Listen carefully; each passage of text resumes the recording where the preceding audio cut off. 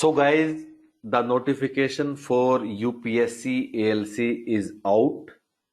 ALC is what? Assistant Labor Commissioner. The last date of filling of the form is 28th of October 2021. So UPSC ALC is a Group A job with the Ministry of Labor and Employment. So what we will do today, we'll do couple of things. Number one, we'll discuss about eligibility, then we'll discuss exam pattern, we'll also discuss the expected syllabus, we'll also discuss expected exam date, when the exam can happen. Then we'll also tell you what is plan of human peritus for UPSC ALC.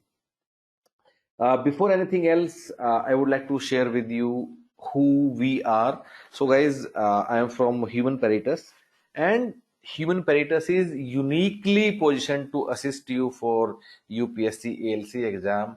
Why we are saying so? Because on the one hand, we have been advising you for various recruitment exams like UPSC ALC, APFC, EPFO, admin officer. These days we are doing ESIC, deputy director. So this is one area in which we specialize. On the other hand, we are very well known market leaders for different management subjects which are needed for this exam, like your HR, OB, labor laws, IR, and we have been doing it for last 10 years now. So this creates a unique synergy with which we believe that we can add some value to UPSC ALC exam. So we also did UPSC ALC in previous exam. So previous exam was conducted in November 2017. So that time also we assisted students. Many of them made to interviews. Some of them even made it to final merit list. We also have published interviews with some of them which are available on the website of Human Peritus. You can check it out. Okay, so guys, let's get started. The biggest question: who all are eligible? And guys, because we have been receiving these queries for last couple of years now, especially about ALC, who is eligible, who is not eligible, and now that notification is out, I am 100% sure that there will be a lot of confusion in the market.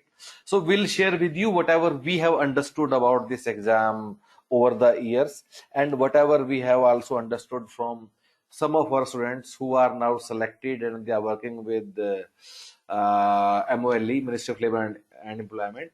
So based on that understanding, I'll share some of the things with you to clarify who are eligible, who are not eligible. So guys, age limit. So age limit is 35 years, but there is a relaxation of 5 years for SC/ST and 3 years for OBC. Then there is also some age relaxation for 3 categories, which are ex-servicemen. Second one, person with disability. Third one, central government employees. So if you are in any of these categories, you should definitely look at that section in the notification where you can get further relaxation in age beyond 35 years. For everybody else, the upper age limit is 35 years. Great. Now, let us look at qualification now. So there are two parts, essential and desirable. Let's not worry about desirable. Let us focus on essential qualification only. So essential qualification has got two parts. Part one is that you should have a bachelor degree. You should be graduate from a recognized university. Part two, that you should also be having diploma in social work, labor welfare, or IR, or personal management, or labor law. First thing, guys, you need both 1 and 2. Only one is not sufficient. You need both 1 and 2 to be eligible. Okay. Now the question is, suppose you have done master's degree in social work, and what they have asked is the diploma in social work. So are you eligible? Yes, you are eligible. So I'll give you some of these degrees on which we keep getting questions that who are eligible and who are not eligible, and then you can make up your mind. Okay, number one, if you have done LLB, yes, you are eligible. If you have done Masters of Social Work, yes, you are eligible. If you have done Masters in any of these programs, like some of you study Masters in PM and IR, Personal Management and IR, so Masters in PM and IR, you are also eligible. Now, if you have done MBA with HR specialization, yes, you are eligible. Next thing, if you have done only MBA but not specialization in HR, still you are also eligible because you study a personal management and IR in almost every MBA course, especially in the first year. You are also eligible. Although there is also some doubt about this last one, but most probably you are eligible. So guys, who is the final authority? We are not final authority to tell you who is eligible, who is not eligible. UPSC is the final authority. So guys, whatever I'm sharing with you, this is based on our experience of last couple of years, and this is based on what we have been hearing from guys who have already got selected. We'll do another video in next couple of days because we are trying to pull out some more information about who is eligible, who is not eligible. So so that you are informed about that video, what you can do is that subscribe to our YouTube channel so that whenever that video comes, otherwise you can also check it by searching human parameters on YouTube, and we'll definitely publish a separate video on eligibility. In the meantime, if you are unsure about your degree, whatever you have done in your post graduation diploma or degree, if you are unsure whether you are eligible or not eligible, you can share with our team. So how you can share with our team? So we have given a link in the description below. That link will connect you directly with our team via WhatsApp chat. Otherwise, you can also go on the website and click on contact us and connect with our team. So do share with us. Again, we are not final authority, but we'll do our best to suggest you whatever information we can pull out from various resources. Okay. Now, guys, we know that MBA degree makes you eligible in UPSC ALC. We know it. There are guys who are already selected, but there is also one development which happened in 2020, which I'll share with you. So there was a case which went up to Supreme Court between NDMC versus somebody named Kavinder and others. Okay, if you want to pull it out, this is Civil Appeal 232 of 2000. So there was an exam which was for NDMC, New Delhi Municipal Corporation, for the post of Labor Welfare Superintendent. Labor Welfare Superintendent. Okay. So guys, there was a dispute whether MBA should be considered equivalent to, not equivalent, whether MBA degree should be sufficient for eligibility of diploma in industrial relations and personal management. So this was the fundamental question. So this case went up to uh, administrative tribunal. Then finally it went to Supreme Court. Supreme Court decided that no, MBAs are not eligible if they have asked diploma in industrial relations and diploma in industrial relations and personal management. So Supreme Court has said no to it, not eligible, MBA degree not eligible. But UPSC, so, and this event happened in 2000, but UPSC has already selected some guys in 2017 who have done MBA. So now it creates some confusion. Of course, we understand that. That is why we'll try to pull out a couple of more data points. Uh, Another difference is this exam was conducted by DSSSB of Delhi and not UPSC. So this decision of not considering was of DSSB and not UPSC. So maybe UPSC is okay with this, and this DSSB triple SB is not okay. So this is the factual position as of today, and this is what we wanted to share with you. If you ask our opinion, every MBA should fill up the form, and because anyway clarity will come in next couple of days, but most probably, I mean, 90% chances are there that every MBA is eligible for UPSC ALC exam also. Why we are saying so? Based on our interaction with guys who are already selected and they are working with the Ministry of Labor and Employment. Okay, great. So guys, let's look at question paper and pattern for UPSC ALC. So there will be 120 questions of objective type, 120 questions. So this has been typical trend of recruitment exams. Then these 120 questions will be of 300 marks. So each question will have 2.5 mark, and each question will have equal marks. Then there will be negative marking of 1/3 negative marking. Then cutoff. So guys, this exam happened previously in 2013.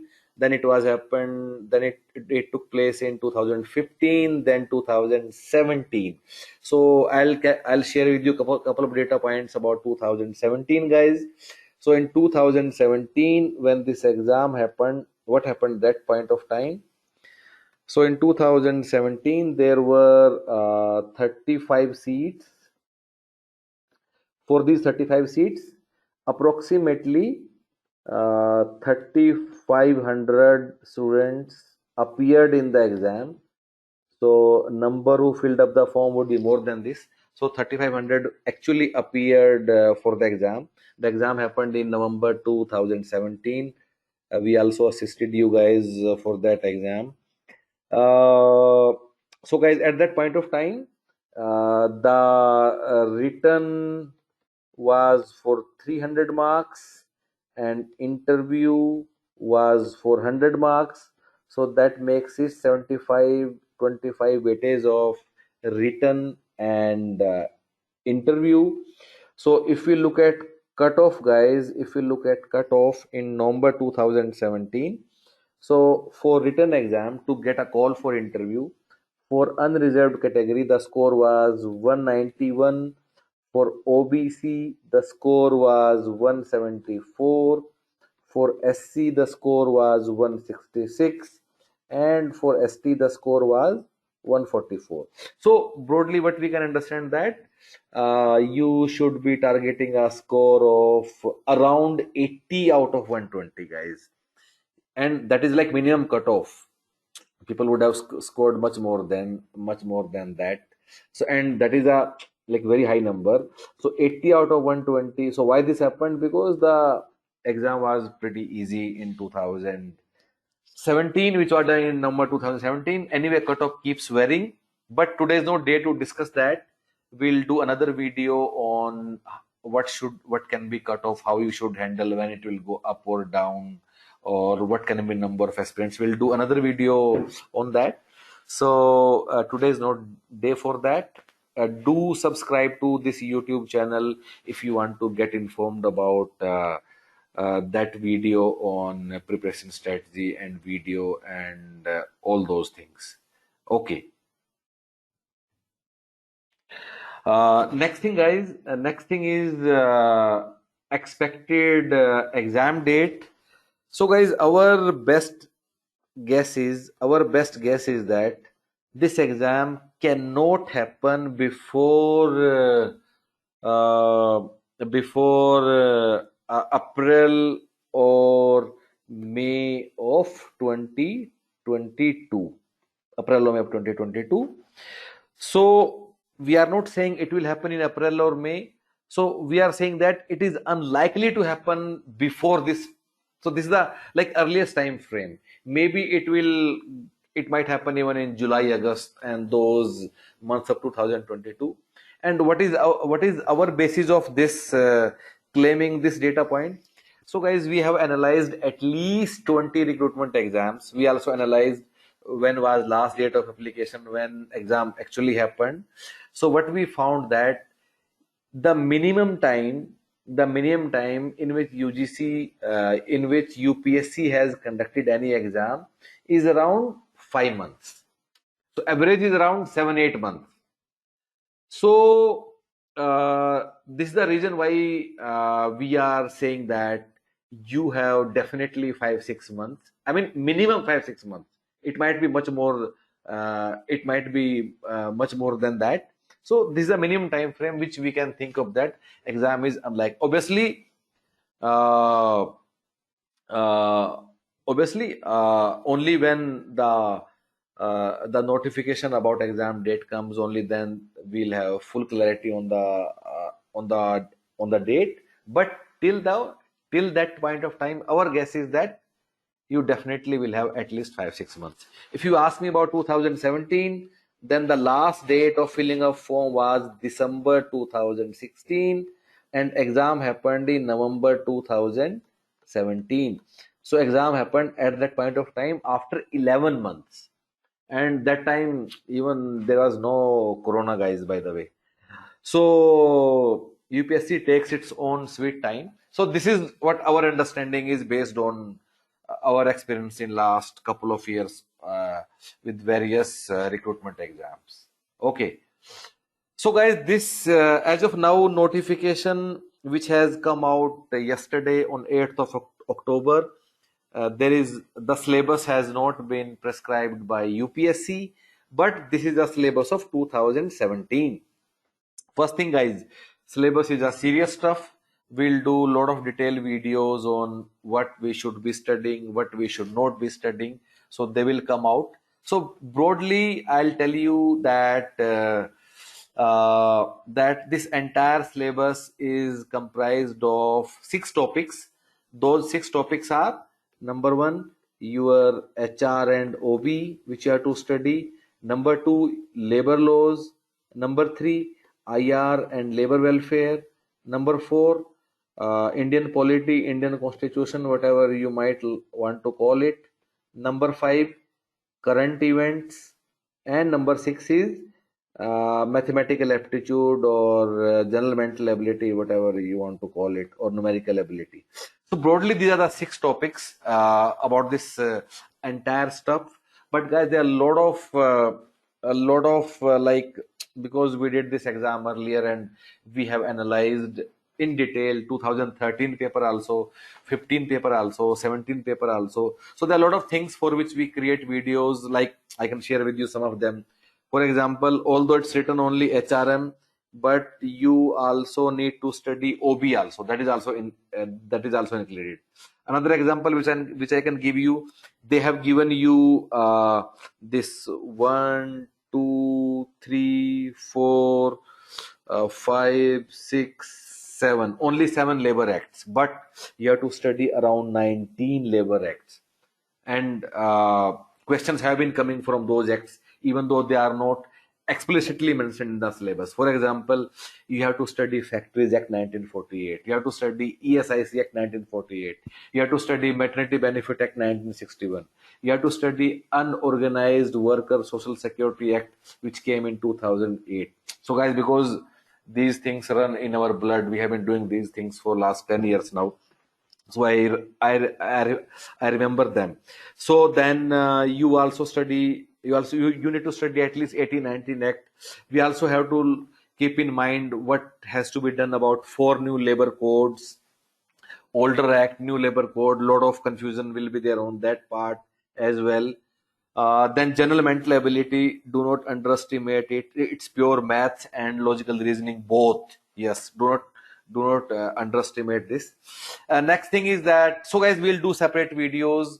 Then how many questions are coming from which topic, we'll also do that analysis. What happened in 15, 17, how many questions came from IR, OB, and there are a lot of because changes which keep happening. For example, from these 3 topics, in 1 year there were 45 questions. Next time there were only 25 questions. So I mean, these things keep changing, guys, so we'll take you through all of them. Those videos will keep coming. Do subscribe to this YouTube channel if you want to understand that. Our plan is we'll do topic by topic analysis to tell you what should be included, what should be excluded, how you should be studying. If you enroll with Human Pages, still what you should be doing. If you do not, still what you can do or what you should be doing. So, guys, what is our plan? Of course, we are putting up a very nice plan. So the notification came on 8th of October. So check our website. But broadly, our plan will have 4 parts: that you will receive some printed booklets at your home via courier. Then we'll teach you in live classes for 3 months. Then we'll make you go through an online question bank which has topic wise questions. For example, you will have 80 questions only on Factories Act, or may you will have only 60 questions on the recruitment part of HRM. So this is how we have created a large question bank which are topic wise, which also gives you flexibility to focus only on those areas where you feel the need. Finally, we'll make you go through full and mock test papers. So guys, you can understand these details by visiting our website. We also have given the link to the UPSC ALC page in the description below. Another thing, guys, in the description below there is also a link to WhatsApp chat, with which you will get connected to our team via WhatsApp, and you can directly discuss anything with us. Do let us know anything which comes to your mind. Write in, or you can also write in the comments below. And all the best. We'll be doing a lot of videos, guys, in coming days. So keep checking YouTube channel of Human Pages. Otherwise, you can also subscribe and automatically you will get a ting. Okay, guys, thank you so much.